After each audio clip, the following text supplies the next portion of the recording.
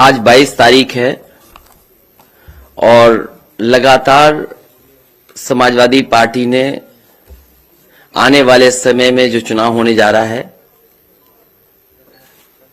जनता के लिए कुछ फैसले लिए हैं। सबसे पहले नया साल जब शुरू हुआ था, समाजवादी पार्टी ने यह तय किया था, उस नए साल पर पहला संकल्प था कि उत्तर प्रदेश में 300 यूनिट फ्री बिजली दी जाएगी और साथ ही साथ किसान के लिए सिंचाई मुफ्त होगी। फिर लैपटॉप को लेकर के भी समाजवादी पार्टी ने ये कहा कि जिस तरीके से पूर्व में समाजवादी पार्टी ने बच्चों को पढ़ने के लिए, जो आगे की पढ़ाई करने के लिए जा रहे हैं, उनको लैपटॉप से मदद करने के लिए लैपटॉप दिया जाएगा। और वो स्कीम ऐतिहासिक स्कीम थी। बड़े पैमाने पर नौजवानों को जो आगे की पढ़ाई पढ़ रहे थे उन्हें लैपटॉप दिया गया था। और आज भी इतने वर्षों के बाद जब हम लोग गांव में जाते हैं, किसी मोहल्ले में जाते हैं, तो वो लैपटॉप देखने को मिलता है। एक एक लैपटॉप की एक कहानी है।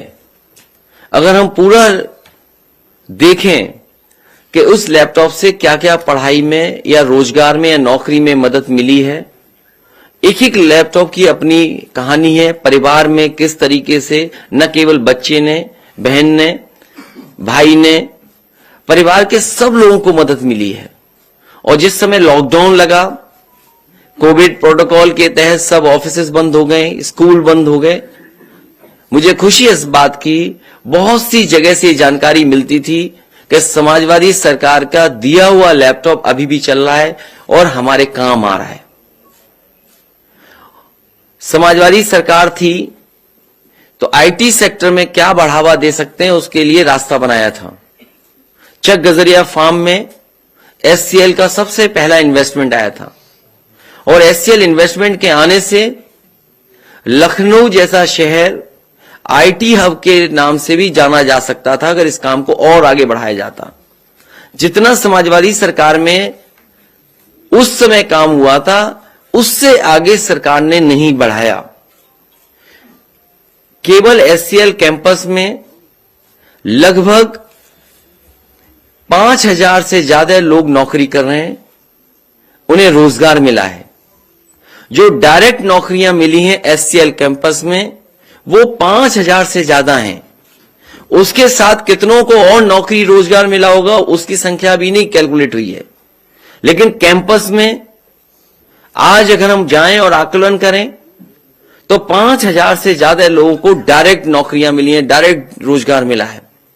और ये क्वालिटी नौकरी है, क्वालिटी जॉब है, प्रोफेशनल्स हैं इसमें, और जिसमें बड़ी संख्या में इंजीनियर्स हैं जो कई सालों की ट्रेनिंग अनुभव है, वो लोगों को नौकरी मिली है। कई बड़ी बड़ी कंपनियां छोड़कर के आए हैं, वो नौकरी कर रहे हैं। और जिसमें इंजीनियरिंग पास वाले बच्चे जो आज हैं, उसमें वो लगभग 3500 हैं जिन्होंने बीटेक की डिग्री हासिल की है, वो नौकरी कर रहे हैं। और इसके साथ साथ खुशी यह है कि जिले के आसपास के जो बच्चे हैं उनको भी नौकरी मिली है, चाहे वो लखनऊ हो, हरदोई हो, बाराबंकी हो। और इसके साथ साथ 12th पास कर करके जो आज कोर्सेज हैं जिससे वो नौकरी और रोजगार मिल सकता है, वो भी 12th पास करने वालों को ट्रेनिंग मिलती है। ऑन जॉब ट्रेनिंग है और उसके बाद ट्रेनिंग के बाद उन्हें नौकरी मिलना। ये एचसीएल कैंपस केवल एग्जाम्पल है और मैंने कई और जो उदाहरण भी दिए समाजवादी सरकार में जिसमें नौकरी मिली है, रोजगार मिला है लोगों को। इसलिए आज जब 22 तारीख है और समाजवादी पार्टी का जो नारा रहा 22 में 22 स्किल, नौकरी रोजगार संकल्प श्रृंखला में प्रथम संकल्प आईटी सेक्टर में, ये अभी सरकारी नौकरियों में कितने रिक्त पद हैं, पुलिस में कितनी भर्ती हो सकती है, वन विभाग में कितनी हो सकती है, या और जगह सरकारी नौकरियों की बात नहीं कर रहा हूं मैं अभी, गैर सरकारी और कितनी नौकरियां आएंगी उसकी बात नहीं कर रहा मैं, और सेक्टर्स की बात नहीं कर रहा।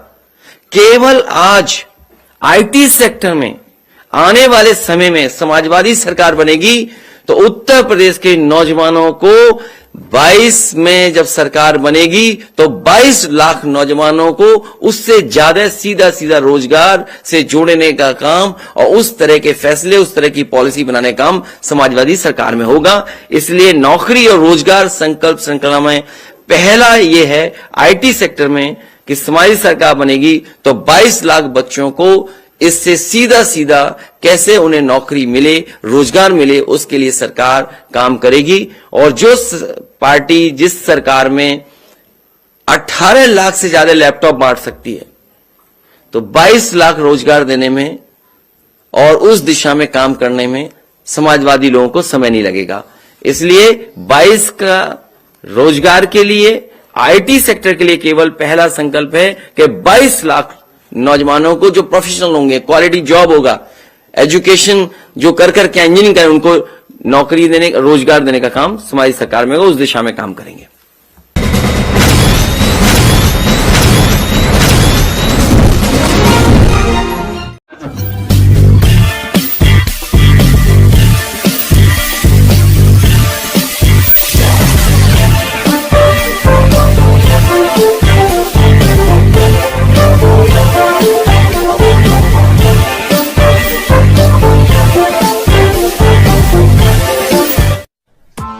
Press the bell icon on the YouTube app and never miss another update. आगे भी नई खबरों के लिए बने रहिए आपका अपना चैनल संजय न्यूज के साथ।